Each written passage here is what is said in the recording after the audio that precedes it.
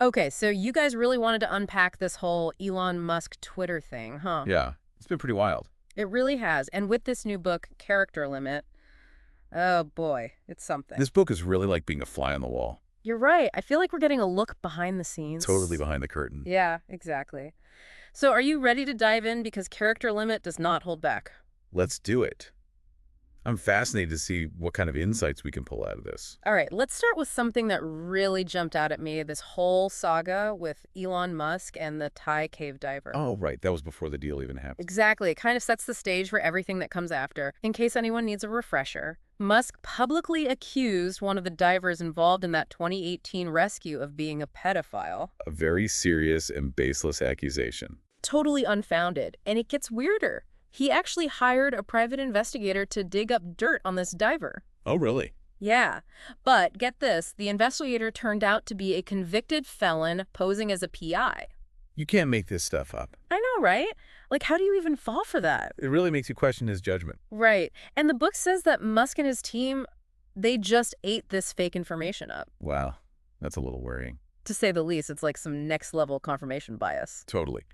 And speaking of questionable judgment, the book also dives into some of Musk's other, let's just say, interesting behavior around this time. Yeah, his eccentric side was in full force. To put it mildly, Mm-hmm. the book talks about his open drug use, which apparently had some people in his circle pretty concerned. Yeah, I mean, it was serious enough that his family was apparently considering an intervention. Well, Yeah, pretty intense, right? you have to wonder what kind of pressure he was under leading Tesla's SpaceX and then trying to buy Twitter on top of it all. It's like he was juggling chainsaws blindfolded. A recipe for disaster. You got that right.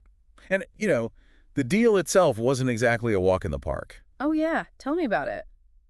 Like how he basically threw a curveball at the last minute. Right. It was more like a total curveball. They were like this close to signing, and then bam, Musk's team wants another $400 million.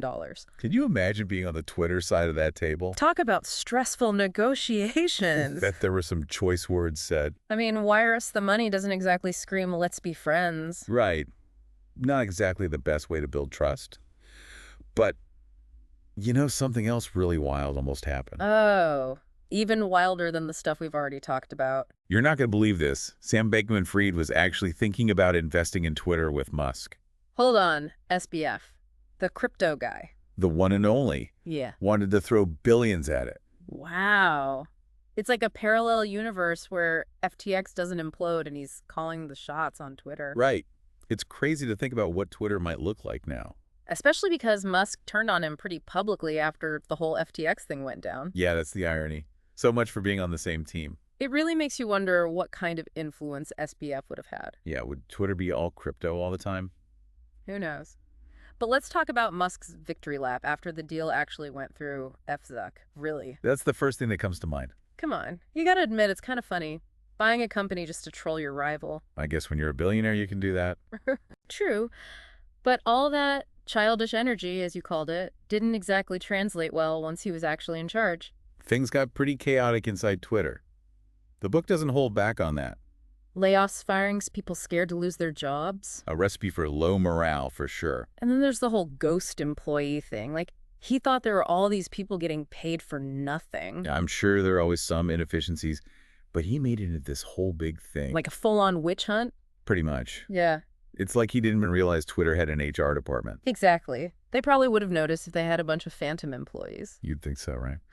So we've got mass layoffs, a paranoid CEO, and a work environment that sounds about as fun as a dentist appointment. Don't forget about the paid DM idea. Oh, yeah. Making people pay to message celebrities. Because what the world needs is another paywall. Seriously. It's like he didn't understand Twitter at all. It really makes you wonder who he was listening to. It's like he thought he could just impose his own logic onto this platform with millions of users. Yeah, without considering the human element. Exactly. And this whole disconnect, it wasn't just about product features. The book also brings up Jack Dorsey's role in all this. Apparently, he was pretty comfortable with misinformation spreading on Twitter. Really? I always thought Dorsey was all about, promoting healthy conversations online. Me too. Yeah. But according to the book, he actually resisted attempts to remove misinformation about vaccines. No way. Seriously. Yeah. Especially during the pandemic, he'd argue that it didn't violate their guidelines. Wow, that's pretty wild. It feels like a missed opportunity to actually do something about all the harmful stuff floating around. For sure. And then after he stepped down as CEO, he got involved with that platform, Nose to Right. Oh, yeah. What was that all about? Well, he's sharing some pretty questionable content on there. So from QAnon promoters and 9/11 conspiracy theorists, You're kidding? That's intense. it really makes you think. Even the people who built these platforms can get sucked into the misinformation vortex. Totally. But going back to Musk, it wasn't all sunshine and roses inside Twitter either. Oh, right. The book mentions this data scientist who straight up told Musk he hoped he'd declare bankruptcy. Talk about brutal honesty. Right. This data scientist started out optimistic about Musk taking over. But then he saw how Musk handled that whole story about the attack on Paul Pelosi. You mean that misleading story that spread like wildfire? Exactly. Yeah. It was quickly debunked, but Musk still ran with it. And this data scientist, he couldn't stay silent, even if it meant speaking truth to power on his way out the door. It takes guts to stand up like that. It does. And then, of course, there was that whole Twitter poll where Musk asked users if he should step down as CEO. Yeah. What was he thinking with that? Your guess is as good as mine. It's like he needed constant validation, even if it meant losing control of Twitter. And a lot of people voted for him to step down. They sure did. I can't imagine he was too thrilled about that. So where does that leave Twitter? Or X, as it's called now? What does the future hold with Musk at the helm? That's the million-dollar question. And honestly, I don't have the answer.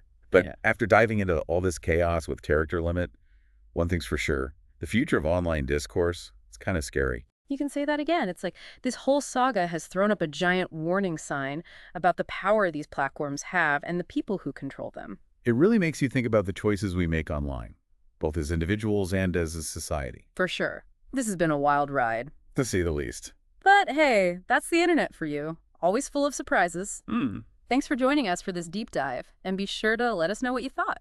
Until next time, stay curious.